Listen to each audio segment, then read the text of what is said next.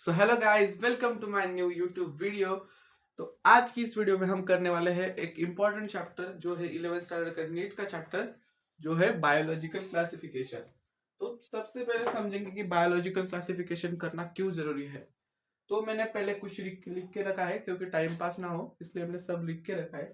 तो हम पढ़ेंगे बायोलॉजिकल क्लासिफिकेशन। तो हमारे लिविंग वर्ल्ड में बहुत सारी बायोडाइवर्सिटी है, तो उनकी स्टडी करने के लिए, आसानी से करने के लिए हमें बायोलॉजिकल क्लासिफिकेशन करना बहुत जरूरी है।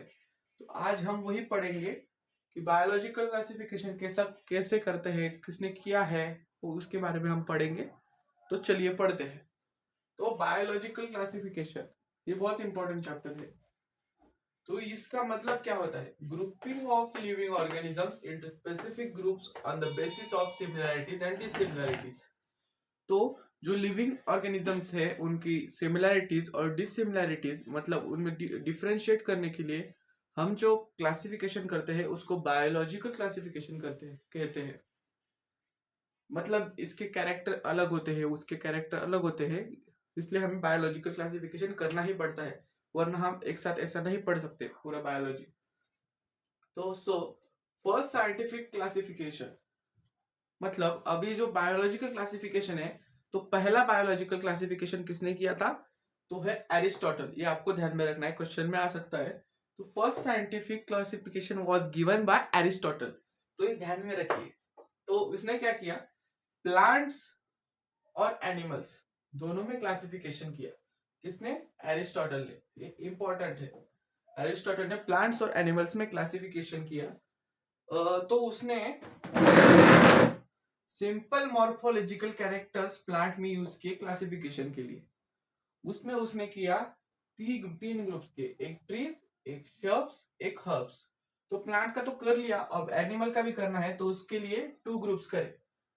किसके? एनिमल्स के। एनिमल्स के टू ग्रुप्स और प्लांट्स के थ्री ग्रुप्स। तो बोलिए प्लांट्स के थ्री ग्रुप्स कौन से? ट्रीज, श्रब्स और हर्ब्स, ये तीन ग्रुप किए।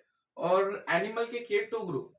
Those have red blood, those have don't red blood. मतलब जिनका लाल खून है और जिनका नहीं है, जिनका है जिनका नहीं है, ऐसे उनका क्लासिफिकेशन किया है। और दोज हैव, ये थोड़ा मिट गया, those have red blood, those have don't red blood. तो इसके आगे टू किंगडम्स क्लासिफिकेशन भी किया गया है, वो किया है कार्लस लिनियस ने। वो क्या है? कार्लस लिनियस ने। तो ये जो क्लासिफिकेशन है उसके कुछ ड्रॉबैक्स भी है। वो मैं अगर अभी लिखूंगा तो बहुत टाइम जाएगा, इसलिए मैं लिख के रखता हूँ और वीडियो करता हूँ। A few moments चलिए later. दोस्तों कंटिन्यू करते हैं। जैसा कि बहुत टाइम जाने वाला था तो मैंने लिख लिया। तो हम बात तो स्टार्ट सही कर देते हैं है। Two kingdom classification by Carolus Linnaeus, जिसको कार्लस लिनियस ने दिया था। उसके ड्रॉबैक्स पढ़ने वाले थे हम। तो ये सिस्टम डिस्टिंग्विश कर नहीं पाई किस किस में? Eukaryotes and prokaryotes. मतलब यूकैरियोट्स और प्रोकैरियोट्स में डिस्टिंग्विश नहीं कर पाई। सो ये फर्स्ट आपको ये ध्यान में रखना है, यूकैरियोट्स और प्रोकैरियोट्स में डिस्टिंग्विश नहीं कर पाई। और किसमें? Unicellular and multicellular. तो इसके कितने ड्रॉबैक है? 1 2 3, थ्री ड्रॉबैक इसके है।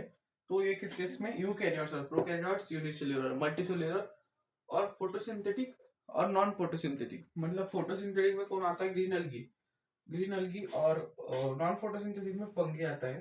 तो फोटोसिंथेटिक और नॉन फोटोसिंथेटिक में भी ये डिस्टिंग्विश नहीं कर पाई। और दैट इज, मतलब फोटोसिंथेटिक ये होते हैं जो अपना खाना सनलाइट से बना लेते हैं खुद, वो फोटोसिंथेटिक। और जो नहीं बनाते वो नॉन फोटोसिंथेटिक। तो इसको हम फोटोसिंथेटिक को ऑटोट्रॉप भी कह सकते हैं और नॉन फोटोसिंथेटिक को हेटेरोट्रॉप भी कह सकते हैं, that is autotroph and heterotrophs. Hence, two kingdom system used for a long time was found inadequate. ये सिस्टम अपर्याप्त थी, मतलब ये पर्याप्त नहीं थी, ये टू किंगडम क्लासिफिकेशन, इसलिए ये ज्यादा टाइम तक चल नहीं पाई। तो फिर हमने इतना पढ़ लिया है और पढ़ते हैं आगे। तो चलिए दोस्तों, अब हम पढ़ेंगे फाइव किंगडम क्लासिफिकेशन। तो ये फाइव किंगडम क्लासिफिकेशन जो है वो उसके बाद में आया था, हमने 2 किंगडम क्लासिफिकेशन पढ़ा उसके बाद में। तो ये 5 किंगडम क्लासिफिकेशन दिया था, वो प्रपोज्ड बाय R.H. विटाकर इन 1969।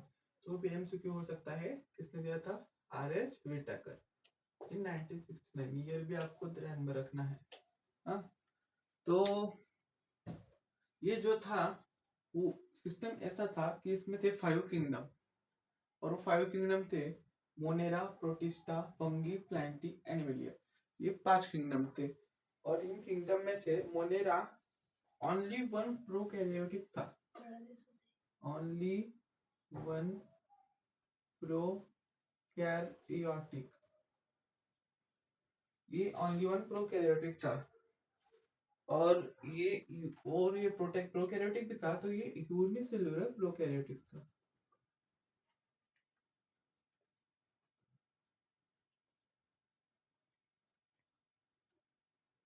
पहले लिख लेता हूँ, बाद में आपको दिखा दूंगा कि कैसा दिख रहा है। और ये था यूनिसेल्युलर प्रोकैरियोटिक। तो इसके बाद में प्रोटिस्टा था, जो था यूनिसेल्युलर, ये था यूनिसेल्युलर। और ये बचे हुए 3 जो थे ये मल्टीसेल्युलर यूकैरियोटिक थे। सॉरी, हाँ, बचे हुए 3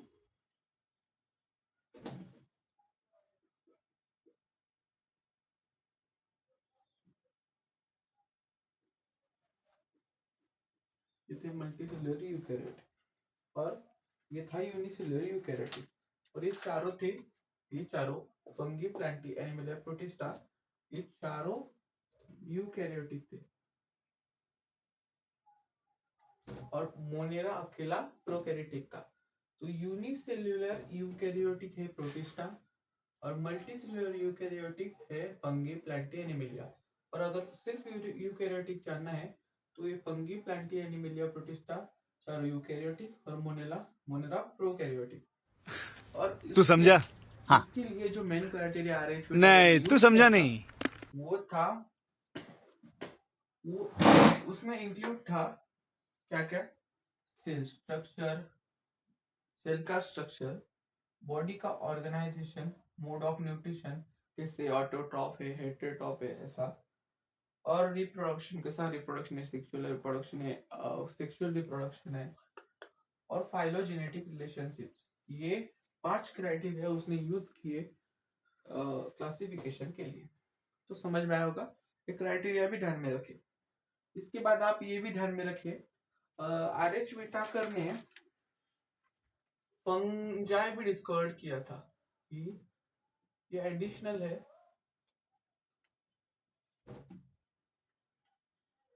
देखिए एनसीईआरटी में बहुत सारा दिया है, पर वो बहुत कॉम्प्लेक्स है, इसलिए मैं आपको थोड़ा सिंपल वे में करके समझा रहा हूँ। तो ये थोड़ा कम लगेगा आपको, पर ये सिंपल माइंड मैप जैसा करके दिया है मैंने। और इसके बाद हम समझेंगे सेल वॉल के बारे में। तो फंजाई की सेल वॉल जो है वो है काइटिन की, ध्यान में रखेंगे, काइटिन की। और ग्रीन ग्रीन प्लांट की जो सेल वॉल है वो है सेल्यूलोजिक वॉल, सेल्यूलोज की बनी है वो। किसकी बनी है? सेल्यूलोजिक वॉल में सेल्यूलोज तो आता ही है, किसकी? सेल्यूलोज। और ये काइटिन की, fungi chitin, green plant cellulose, fungi chitin, green plant cellulose. तो आपको ये ध्यान में रखना है। और ब्लू ग्रीन अलगी को, ये आप ध्यान में ही रखिए, ये भी इंपॉर्टेंट है, क्वेश्चन आ सकता है। ब्लू ग्रीन अलगी को कहते हैं साइनोबैक्टीरिया। चलो ठीक है,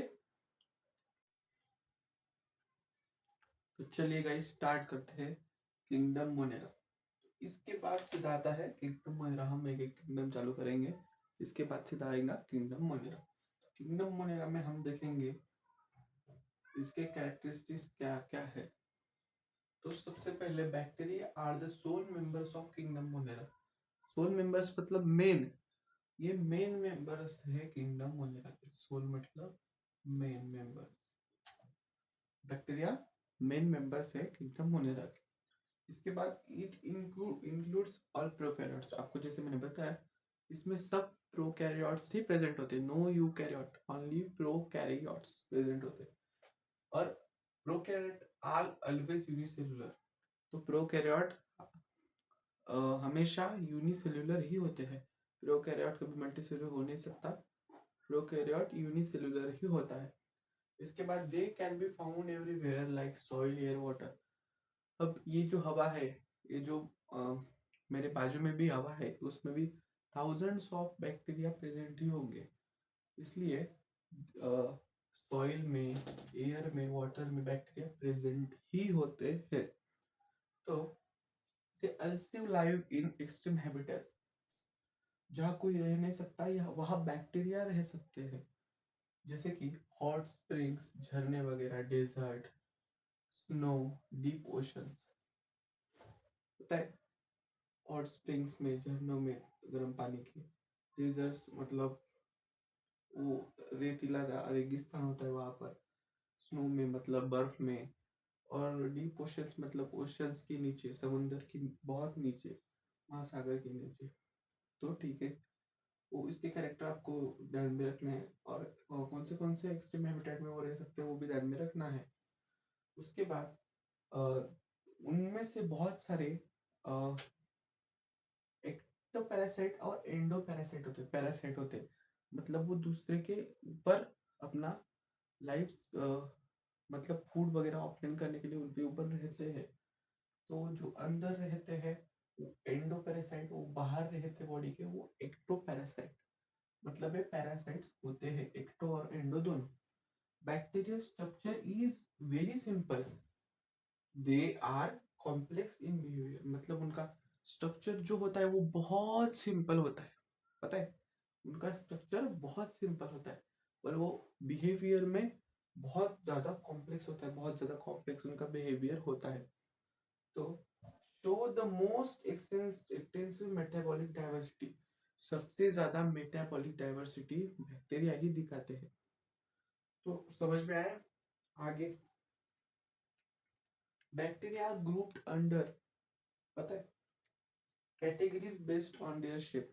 उन क्लासिफिकेशन उनका उसके उनके शेप पर भी होता है। Bacteria are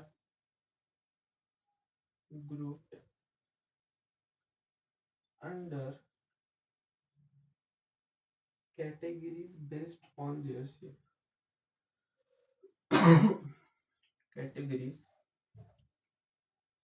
based on their shape. Shape पे मतलब शेप कैसा, स्पेरिकल, स्पेरिकल होगा, स्पेरिकल हो सकता है, रॉड शेप्ड हो सकता है, और कॉमा हो सकता है, स्पाइरल हो सकता है। और देखो, इनका नाम बता देता हूँ मैं आपको। स्पेरिकल का होता है नाम, और स्पेरिकल शेप का तो बोलेंगे कॉकस, स्पेरिकल होगा तो कॉकस बोलेंगे, रॉड शेप होगा तो बैसिलस बोलेंगे।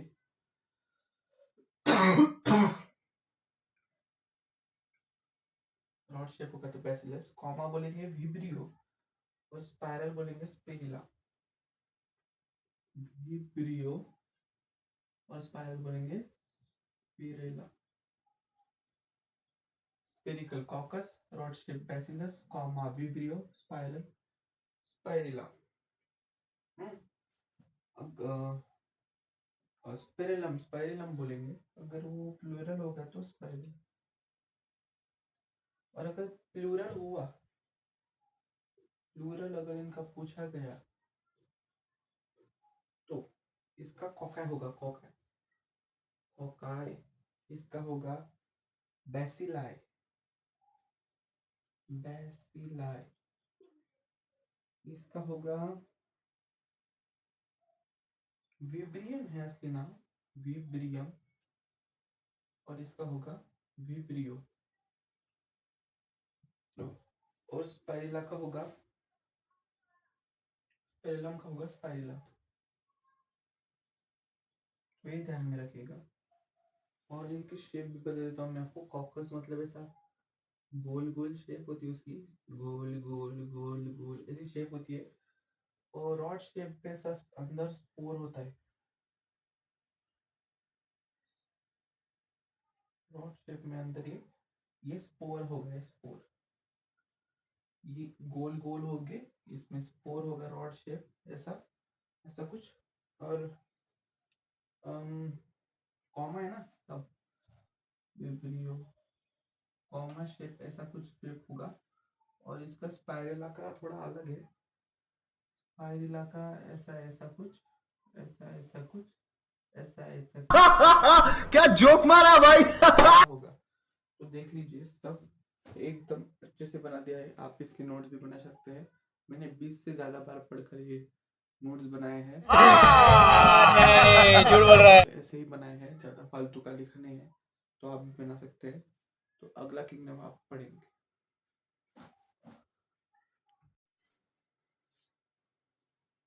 चलिए गाइस, आगे बढ़ते हैं। तो हम पढ़ रहे थे किंगडम मोनेरा, उसका उसके कुछ कैरेक्टरिस्टिक्स बाकी रह गए थे, वो हम देखेंगे। उसमें से था न्यूट्रिशन। तो न्यूट्रिशन देखेंगे। Some of the bacteria are autotrophic, it can be photosynthetic or chemosynthetic. Means photosynthetic, photosynthetic क्या करते हैं, लाइट से एनर्जी लेते हैं और फूड बनाते हैं, और केमिसिंथेटिक केमिकल से फूड बनाते हैं। इसलिए केमिकल इधर लिख दिया है। That is they synthesise their own food from inorganic substances. तो इनऑर्गेनिक सब्सटेंसेस से वो अपना फूड बनाते हैं, इसलिए उनको हम फोटोसिंथेटिक और केमोसिंथेटिक बनाते हैं। अगला पढ़ेंगे किंगडम मोनेरा का एक टाइप है, सब टाइप, उसको बोलेंगे आर्कीबैक्टीरिया। इसके दो टाइप है, एक आर्कीबैक्टीरिया और यूबैक्टीरिया। तो पहले पढ़ेंगे आर्कीबैक्टीरिया। तो archaebacteria is a special type, archaebacteria is a special type since they live in some most harsh habitat. तो जिस हैबिटेट में कोई भी दूसरा ऑर्गेनिज्म रह नहीं सकता, उस हैबिटेट में आर्कीबैक्टीरिया सर्वाइव करते हैं, इसलिए उनको बोलते हैं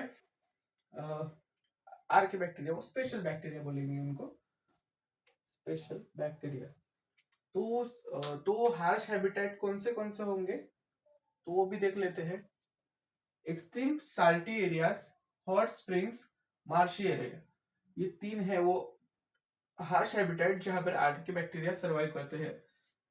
तो जो एक्सट्रीम साल्टी एरियाज में सर्वाइव करेंगे उनको हम बोलेंगे हेलोफाइल्स। जो हॉट स्प्रिंग्स में सर्वाइव करेंगे उनको बोलेंगे थर्मो एसिडोफाइल्स। और जो मार्शी एरियाज में सर्वाइव करेंगे उनको बोलेंगे मिथेनोजेंस। ये भी इंपॉर्टेंट है, किसको क्या बोलना चाहिए। Extreme salty area halophile, hot spring thermo acidophiles and marshy areas methanogens. So archaebacteria differ from other bacteria in having a different cell wall structure. तो आर्कीबैक्टीरिया में आर्कीबैक्टीरिया क्यों सर्वाइव कर सकते हैं ऐसी हार्श कंडीशंस में, तो इसकी वजह है सेल वॉल का स्ट्रक्चर। तो सेल वॉल का स्ट्रक्चर इसका बाकी बाकी बैक्टीरिया से अलग होता है, इसलिए ये सर्वाइव कर सकती है एक्सट्रीम कंडीशंस में। एंड देखो आगे लिखा भी है मैंने, and this feature is responsible for their survival in extreme conditions. तो इस वजह से डिफरेंट सेल वॉल स्ट्रक्चर होने की वजह से वो एक्सट्रीम कंडीशंस में सर्वाइव कर सकते हैं। ये बैक्टीरिया क्यों, क्योंकि इनके पास ही वो अलग वाली सेल वॉल है, इसलिए सर्वाइव कर सकते हैं। तो आगे देखेंगे मिथेनोजेंस। हाँ, लगता है इसका एग्जाम्पल है methanogens. Methanogens are present in the gut of several ruminant animals. Ruminant animals, उनके गट में क्या प्रेजेंट होते हैं, मिथेनोजेंस। मिथेनोजेंस प्रेजेंट होते हैं गट में। Such as cow and buffalo. Cow and buffalo ये रूमिनेंट एनिमल्स है, तो इनके गट में मिथेनोजेंस प्रेजेंट होते हैं। Methanogens are responsible for the production of methane biogas from the dung of these animals. Methanogens responsible होते हैं किसके लिए, प्रोडक्शन ऑफ मीथेन, जिसको हम बोलते हैं बायोगैस। उस बायोगैस के प्रोडक्शन कहां से होता है, इन रूमिनेंट एनिमल्स की डंग से। तो ये उसके लिए रिस्पॉन्सिबल होते हैं मिथेनोजेंस। अब हम आगे लेंगे यू बैक्टीरिया लेंगे। तो चलिए गाइस कंटिन्यू करते हैं। तो आगे मैं आपको बताना भूल गया था कि एक एक्स्ट्रा इंफॉर्मेशन है। तो cell wall is different from eubacteria made up of pseudomurein and complex polypeptide. तो ये बात है आर्कीबैक्टीरिया की। आर्कीबैक्टीरिया में आपको एक एक्स्ट्रा इंफॉर्मेशन में देना चाहता था कि सेल वॉल जो होती है आर्कीबैक्टीरिया की वो यू बैक्टीरिया से डिफरेंट होती है और वो सूडोम्यूरिन और कॉम्प्लेक्स पॉलीपेप्टाइड की बनी होती है। और आर्कीबैक्टीरिया मोस्टली अनेरोबिक होते हैं। ओके, तो आगे बढ़ेंगे। अगला है हमारा आर्कीबैक्टीरिया के बाद eubacteria, second type eubacteria. Eu इस वर्ड का मतलब है ट्रू बैक्टीरिया, मतलब eubacteria, true bacteria are characterised by presence of.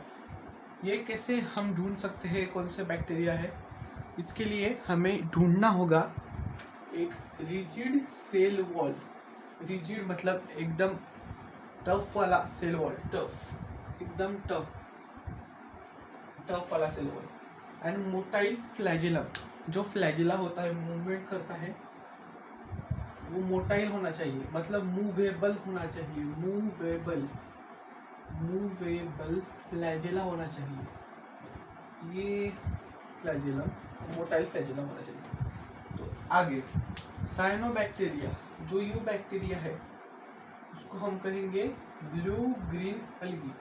Blue green algae को क्या कहते हैं? साइनोबैक्टीरिया। उसको क्या होता है? Chlorophyll a, similar to green algae, cyanobacteria में होता है chlorophyll a, similar to green algae. और ये साइनोबैक्टीरिया जो होते हैं वो फोटोसिंथेटिक ऑटोट्रॉप्स होते हैं। तो स्ट्रक्चरल ऑर्गेनाइजेशन अगर हम देखने जाए तो साइनोबैक्टीरिया आर, इसके 3 टाइप्स होते हैं, यूनिसेल्युलर, कॉलोनियल, फिलामेंटस। तो यूनिसेल्युलर, कॉलोनियल और फिलामेंटस में देखेंगे।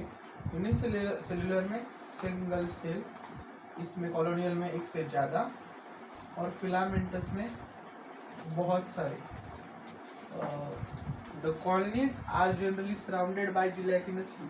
जो कॉलोनियल अलगी होती है वो जिलेटिनस, एक मिनट मिल गया है, जिलेटिन्स की शीट से वो सराउंडेड होती है। और फिलामेंटस में म्यूसिलाजिनस शीट से वो सराउंडेड होती है। तो कॉलोनियल में जिलेटिनस, फिलामेंटस में म्यूसिलाजिनस। और आगे they often form blooms in the polluted water body. जो पोल्यूटेड वाटर बॉडी होती है उसमें वो ब्लूम्स फॉर्म करते हैं। आगे some of these organisms can fix atmospheric nitrogen। इसमें से कुछ ऑर्गेनिजम्स जो होते हैं वो एटमॉस्फेरिक नाइट्रोजन फिक्स करने का काम करते हैं, इसलिए ये भी बहुत ज़्यादा इम्पोर्टेंट है हमारे बायोडाइवर्सिटी में। हाँ, तो ये काम कहाँ पर होता है? उसके लिए कुछ स्पेशल सेल्स भी चाहिए होंगी। तो उनका नाम है, वो जो स्पेशलाइज्ड सेल्स है उनका नाम है हेटेरोसिस्ट। क्या? हेटेरोसिस्ट। एटमॉस्फेरिक नाइट्रोजन फिक्स करने का काम कौन करता है? कौन सी स्पेशलाइज्ड सेल्स करती है? 4 ऑप्शन होंगे तो आपको लिखना पड़ेगा heterocyst is the correct answer. तो इसके एग्जाम्पल भी बहुत ज़्यादा इंपॉर्टेंट है, एग्जाम में पूछे जा सकते हैं। तो वो है नॉस्टॉक एंड एनाबेना। क्या क्या? Nostoc and anabaena. एक साथ बोलेंगे मेरे साथ। यू बैक्टीरिया के एग्जाम्पल्स है नॉस्टॉक एंड एनाबेना। तो ये जो फिगर है वो है नॉस्टॉक की, फिलामेंटस ब्लू ग्रीन अलगी। तो ये है नॉस्टॉक। तो ये नॉस्टॉक है, एक फिलामेंटस अलगी है। इसमें जो हेटेरोसिस्ट है वो नाइट्रोजन फिक्सेशन का काम करते हैं। इसमें म्यूसिलाजिनस शीट भी है और है हेटेरोसिस्ट भी है। ठीक है। तो तो हम मैं आपको बताना चाहूँगा अबे जल्दी बोल, कल सुबह पनवेल निकलना है। बहुत ज़्यादा एनसीईआरटी में बहुत ज़्यादा कॉम्प्लेक्स दिया हुआ है, जो कि समझ में पढ़ने के बाद समझ में नहीं आता, तो मैंने ऐसा थोड़ा माइंड मैप करके लिख के दिया है, आप यूज़ कर सकते हो। इसमें बहुत ज़्यादा कॉम्प्लेक्स दिया हुआ है, तो ठीक है। आगे हम अगले पार्ट में आगे का कवर करेंगे, ठीक है। तो चलो आगे बढ़ते हैं। तो यू बैक्टीरिया का टाइप जो है वो है केमोसिंथेटिक ऑटोट्रॉफिक बैक्टीरिया। केमोसिंथेटिक तो इसका मतलब तो आपको समझ में ही आ गया होगा, केमिकल से सिंथेसिस करता है ये केमिकल, और वो है ऑटोट्रॉफिक, करता तो है ही, केमिकल से करता है, इसलिए केमिकल ऑटो तो केमोसिंथेटिक ऑटोट्रॉफिक बैक्टीरिया। तो ऑक्सीडाइज वेरियस इनऑर्गेनिक सब्सटेंसेस, ये ऑक्सीडाइज करता है various inorganic substances such as nitrites ammonia. ध्यान में रखिए कौन से इनऑर्गेनिक सब्सटेंसेस से ऑक्सीडाइज करते हैं, nitrites ammonia, and use released energy for their ATP production. तो उनके एटीपी के प्रोडक्शन के लिए ये एनर्जी यूज करता है। एटीपी मतलब adenosine try try try try try phosphate, मजा नहीं आ रहा है। तो क्या एटीपी एडेनोसाइन ट्राई फॉस्फेट के प्रोडक्शन के लिए उनकी रिलीज्ड एनर्जी यूज करता है। जो केमोसिंथेटिक बैक्टीरिया है वो ग्रेट रोल प्ले करते हैं and in recycling of nutrients like nitrogen, phosphorus, iron, sulphur. इन चारों न्यूट्रिएंट्स की रिसाइकलिंग के लिए वो मदद करता है। इसके बाद हमारा क्या आएगा, हेटेरोट्रॉफिक बैक्टीरिया, तो उसको भी देखेंगे।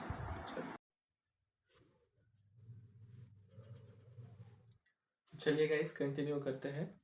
हमने पढ़ा था यू बैक्टीरिया का एक टाइप, अब दूसरा टाइप हमारा रह गया था। तो हमने जो पहला टाइप पढ़ा था वो कौन सा था, केमोसिंथेटिक ऑटोट्रॉफिक बैक्टीरिया। अब जो दूसरा टाइप है वो है हेटेरोट्रॉफिक बैक्टीरिया। तो इसके बारे में हम कुछ पढ़ेंगे। आर मोस्ट अबुंडेंट इन नेचर में ये सबसे ज्यादा कम पाए जाते हैं, बहुत ज्यादा कम पाए जाते हैं, आसानी से मिलते नहीं है। मेजॉरिटी आर इम्पोर्टेंट डिकम्पोजर्स, जो डिकम्पोज जिनकी साइकिल होती है उसमें डिकम्पोज करने के लिए ये बहुत ज्यादा हेल्पफुल होते हैं। Many of them have significant impact on human affairs, मतलब ह्यूमन के जो यूजफुल डेली टास्क है उनमें ये बहुत ज्यादा मदद भी करते हैं। तो देखिए कैसे, helpful in making curd from milk, तो जो कर्ड से हम जो मतलब क्या बोलेंगे हम, कर्ड में जो सॉरी मिल्क से हम जो कर्ड बनाते हैं उसके लिए भी ये बहुत यूजफुल होते हैं। अगला देखेंगे प्रोडक्शन ऑफ एंटीबायोटिक्स, जो वैक्सीन वगैरह होती है, एंटीबायोटिक्स यूज होते हैं, उसमें भी ये बहुत ज्यादा हेल्पफुल होते हैं बनाने के लिए। Fixing nitrogen in legume roots, ऐसे लेग्यूम प्लांट्स उनमें नाइट्रोजन फिक्सेशन करने में हेल्प करते हैं। हमने कल ही देखा कि जो हेटेरोसिस्ट होता है वो नाइट्रोजन फिक्सेशन में हेल्प करता है, तो ये बैक्टीरिया भी काम करते हैं नाइट्रोजन फिक्सेशन में। Some are pathogen causing damage to human beings, crops, from animals and pets. Some pathogen, कुछ पैथोजन ऐसे होते हैं जिनसे डैमेज भी हो सकता है क्रॉप्स को, ह्यूमन बींग्स को, एनिमल्स को और पेट्स को। तो देखेंगे कौन से, cholera, typhoid, tetanus, citrus canker, ये डिसीजेस है, वेरियस क्या है, डिसीजेस है। तो कॉलेरिया कैसे होता है, विब्रियो को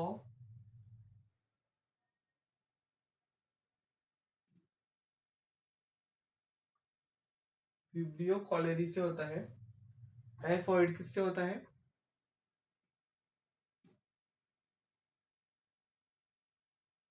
टाइफॉइड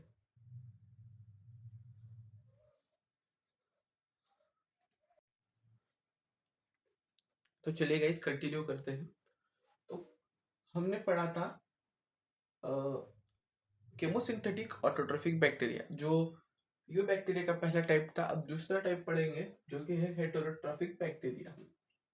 हेटेरोट्रॉफिक मतलब ये दूसरों के ऊपर निर्भर करते हैं, फोटोसिंथेटिक वगैरह, फोटोसिंथेसिस वगैरह ऐसा कुछ नहीं करते, दूसरे के ऊपर डिपेंडेंट रहते हैं। तो इसके बारे में हम कुछ पढ़ेंगे। आर मोस्ट अबिडेंट इन नेचर, ये कम से कम पाए जाते हैं, ये आसानी से मिलते नहीं है। तो दूसरा, मेजॉरिटी आर इम्पोर्टेंट डिकम्पोजर्स, जो डिकम्पोजिशन की साइकिल होती है उसमें बहुत ज्यादा मदद करते हैं, और डिकम्पोजिशन होना भी बहुत जरूरी है। इसलिए ये इसके अच्छे अच्छे फायदे फायदे कह सकते हैं इनको, ये फायदे हैं। तो ठीक है, many of them have significant impact on human affairs, जो ह्यूमन को डेली टास्क है उनमें कुछ इस बैक्टीरिया का बहुत ज्यादा महत्व है। तो कौन से टास्क है देखेंगे। Helpful in making curd, curd हम जो दही बनाते हैं उसमें ये बहुत ज्यादा मतलब यूज होता है। प्रोडक्शन ऑफ एंटीबायोटिक्स, जो डिसीजेस में अलग अलग वैक्सीन बनाई जाती है, दवाइयाँ बनाई जाती है, उनमें एंटीबायोटिक्स का अच्छा रोल होता है, उसमें भी ये काम में आता है। Fixing nitrogen in leguminous roots, legume roots, तो नाइट्रोजन फिक्सेशन जो होता है वो लेग्यूमिनस प्लांट के रूट में होता है। उसमें हमने कल देखा कि वो जो मिसलाजिनस शीत वाला एक बैक्टीरिया था, उसमें लेग्यूम रूट्स में हेटेरोसिस था, वो नाइट्रोजन फिक्सेशन का काम करता है। तो इधर लिखा भी है fixing nitrogen in legume roots, ये 3 यूजेस आपको ध्यान में रखने होंगे। तो आगे देखते हैं। Some are pathogen causing damage to human beings crops from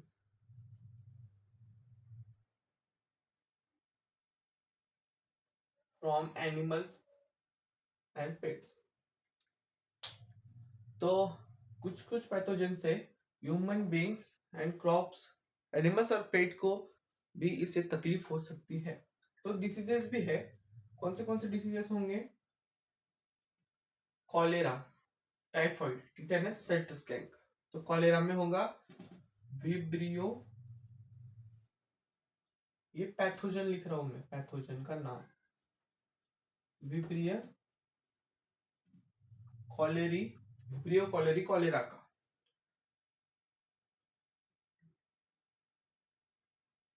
अब टाइफाइड का सैल्मोनेला टाइफी बराबर है। इसका क्या होगा, टिटेनस का ये अलग है थोड़ा, मैं आपको बता देता हूँ। टिटेनस का है क्लोस्ट्रीडियम, ये तो आपको पता ही होगा, क्लोस्ट्रीडियम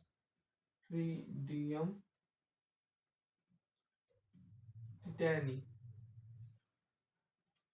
तो इसमें टिटेनस में क्या होता है, ये अफेक्ट करता है किसको, अफेक्ट नर्वस सिस्टम। इसकी वजह से नर्वस सिस्टम का फंक्शन थोड़ा मतलब बिगाड़ा जाता है उसमें। तो अफेक्ट नर्वस सिस्टम, एंड इसमें क्या आता है, पेनफुल मसल स्पाज्म इसमें होते हैं। ठीक है, तो क्लोस्ट्रिडियम टिटेनस होता है affect nervous system, painful muscle spasm. तो वैसे तो एनसीईआरटी में दिया नहीं है, थोड़ा एक्स्ट्रा है, वो भी ध्यान में रखिएगा। तो साइट्रस कैंकर का है xanthomoniasis।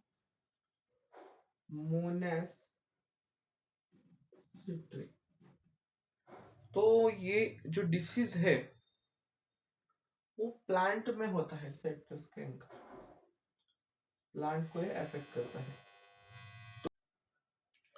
तो चलिए गाइस, हम अब पढ़ेंगे हेटेरोट्रोफिक बैक्टीरिया का रिप्रोडक्शन। तो रिप्रोडक्शन ये भी इम्पोर्टेंट होता है। तो ये बैक्टीरिया मेनली जो रिप्रोड्यूस करते हैं वो कैसे करते हैं, फिजन से करते हैं। कैसे? फिजन, फिजन से रिप्रोड्यूस ये करते हैं। तो देखिए, ये जो फिगर दिख रही है वो किसकी है? Dividing bacterium. ये एक डिवाइडिंग बैक्टीरियम की फिगर मैंने निकाली है आपको समझाने के लिए।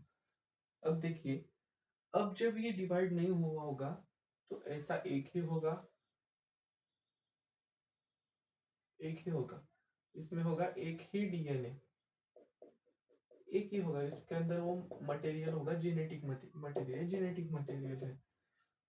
अब अगर ये फ्यूजन करेगा तो इसकी दो पार्ट्स हो जाएंगे, मतलब ये डिवाइड करेगा, फिर ऐसा करेगा, फिर थोड़ा अंदर तक ऐसा करते करते इसके दो टुकड़े हो जाएंगे।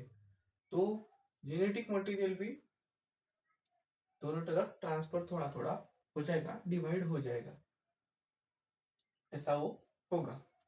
तो पहले ये एक ही होगा, उससे इसके टुकड़े होंगे और इसमें डीएनए डीएनए और साइटोप्लाज्म दोनों का डिवाइडेशन होगा इक्वली। इसमें भी डीएनए जाएगा आधा, इसमें जाएगा आधा, इसमें जाए आधा साइटोप्लाज्म, इसमें आधा। और ये होने के बाद ये स्पेसिफिकली ये अलग अलग हो जाएंगे। इसमें कुछ आधा वगैरह कुछ नहीं होगा, ये अलग अलग अपने स्पेशली बन जाएंगे। तो ऐसा होता है रिप्रोडक्शन इन हेटेरोट्रोफिक बैक्टीरिया, जो होता है मेनली बाय फ्यूजन। अब ये देखेंगे आप, ये क्या है? बैक्टीरिया की सेल वॉल है। बाहर वाली क्या होता है? सेल वॉल, और अंदर वाली सेल मेम्ब्रेन। तो ये भी डिवाइड हो रही है। तो देखेंगे आगे रिप्रोडक्शन, जो अलग अलग कंडीशन रिप्रोडक्शन में अफेक्ट करती है। तो दो कंडीशन होगी, कौन सी भी चीज में कंडीशंस होती है। इधर लिख देते हैं इसका नाम, डिवाइडिंग बैक्टीरियम। तो इसमें क्या होगी? दो कंडीशंस होगी, एक तो फेवरेबल कंडीशन होती है और एक अनफेवरेबल कंडीशन। तो पहले देखेंगे फेवरेबल कंडीशन। इन फेवरेबल कंडीशन बैक्टीरिया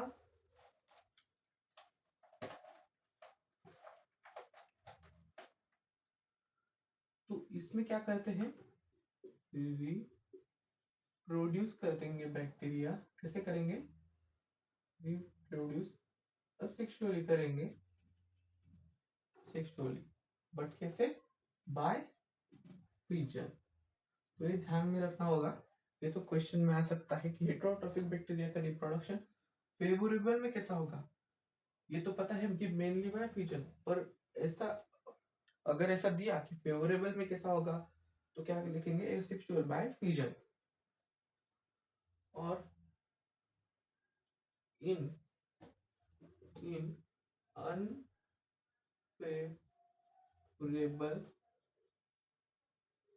कंडीशन, और इन अनफेवरेबल कंडीशंस कैसा होगा? Reproduce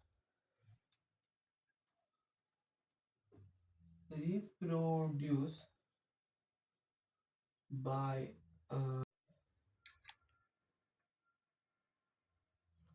sort of sexual reproduction से। तो ये पूरा सेक्सुअल भी नहीं होगा, सॉर्ट ऑफ सेक्सुअल रिप्रोडक्शन से होगा। तो ये पहले एडॉप्ट करेगा। कैसे करेगा? पर सॉर्ट ऑफ सेक्सुअल रिप्रोडक्शन में क्या होगा? by adopting a primitive, ये थोड़ा हैंडराइटिंग थोड़ा गड़बड़ हो सकती है पर आप ध्यान रखिए, बाय एडॉप्टिंग, कभी कभी गलत भी लिखा जा सकता है, by adopting a primitive type of DNA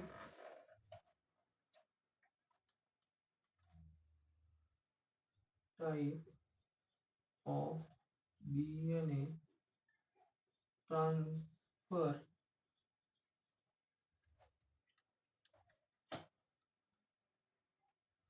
to other conjugation।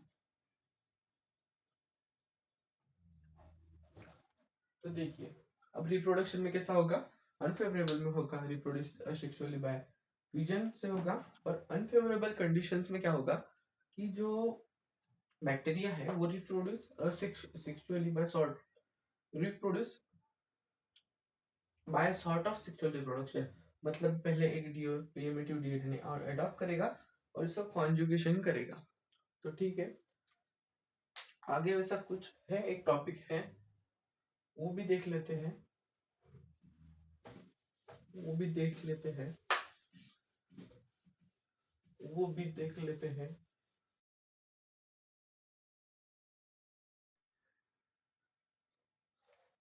तो इस अगले टॉपिक के अंदर ये यू बैक्टीरिया का ही एग्जाम्पल है, यू बैक्टीरिया में एक टाइप आएगा, ये लास्ट करेंगे हम,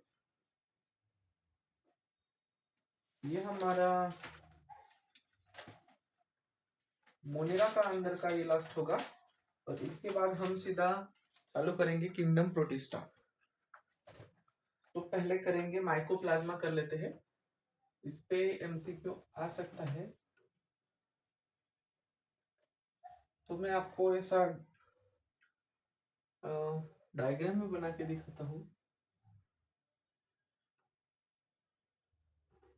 एनसीईआरटी में किसी लाइंस दी होती तो उनमें कुछ समझ भी नहीं आता, इसलिए मैं ऐसा माइंड मैप जैसा करके आपको समझा रहा हूँ, जितना सिंपल हो सके उतना सिंपल करके कम से कम टाइम में आपको समझाने का प्रयास मैं कर रहा हूँ। तो देखते रहिए, मतलब ये पूरे लॉन्ग लेक्चर जैसा इतना बड़ा भी नहीं है और पूरे शॉर्ट लेक्चर जैसा बहुत शॉर्ट भी नहीं है, तो एक मिडल रेंज लेक्चर होगा जिसमें सब क्वेश्चंस भी कवर हो जाएंगे। तो देखते रहिए। तो माइकोप्लाज्मा हम बनाएंगे, तो ये होगा स्मॉलेस्ट लिविंग सेल। तो माइकोप्लाज्मा क्या है बोलेंगे, स्मॉलेस्ट लिविंग सेल। तो सेल वॉल एब्सेंट होगा, cell wall absent, that is lack of cell wall. तो सेल वॉल इसमें होंगी ही नहीं। देखो, many are pathogenic to plants and, तो बहुत सारे पैथोजेनिक भी होंगे प्लांट्स और एनिमल्स के लिए, and can survive without oxygen. तो मैं आपको फटाफट समझा देता हूँ, यू बैक्टीरिया का एग्जांपल आएगा, माइकोप्लाज्मा भी आएगा। तो कैन सर्वाइव, यू बैक्टीरिया वो तो बराबर है, यू बैक्टीरिया के अंदर का हेटेरोट्रॉफिक बैक्टीरिया हमको मेंशन करना पड़ेगा। हेटेरो हेटेरो अरे क्या हो रहा है भाई, ये हेटेरोट्रॉफिक बैक्टीरिया, हेटेरोट्रॉफिक बैक्टीरिया। तो माइकोप्लाज्मा पढ़ लेते हैं, माइकोप्लाज्मा। तो माइकोप्लाज्मा पढ़ लेते हैं, कैन सर्वाइव विदाउट ऑक्सीजन, मतलब इसको हम बोल सकते हैं अनएरोबिक, अनएरोबिक भी बोल सकते हैं हम, क्योंकि ऑक्सीजन जिसमें होता है उसको एरोबिक बोलेंगे, इस ऑक्सीजन रिक्वायर्ड होता है, इसको नहीं है तो क्या सीधा अनएरोबिक बोल देंगे। तो इसमें सेल वॉल भी एब्सेंट होगी, अनएरोबिक होगा, survive oxygen, smallest living cell होगी और पैथोजेनिक होगी प्लांट्स एंड एनिमल्स में। तो इतने ही पॉइंट इसके बारे में एनसीईआरटी में है, तो मैंने उतने लिख दिए। तो अब हम पार्ट फर्स्ट अपना खत्म करते हैं और अगले लेक्चर में हम प्रोटिस्टा से स्टार्ट करेंगे। तब तक के लिए आप मेरे चैनल को लाइक कीजिए, वीडियो को लाइक कीजिए, चैनल को सब्सक्राइब कीजिए और ज्यादा से ज्यादा शेयर कीजिए, क्योंकि मैं आपको एकदम सिंपल वे में समझा रहा हूँ। अगर आप एनसीईआरटी देखें तो जितना ज्यादा से ज्यादा सिंपल वे में समझाना चाहता हूँ आपको। तो लाइक कीजिए, शेयर कीजिए, सब्सक्राइब कीजिए। तब तक मिलते हैं इसकी नेक्स्ट वीडियो में, तब तक के लिए बाय।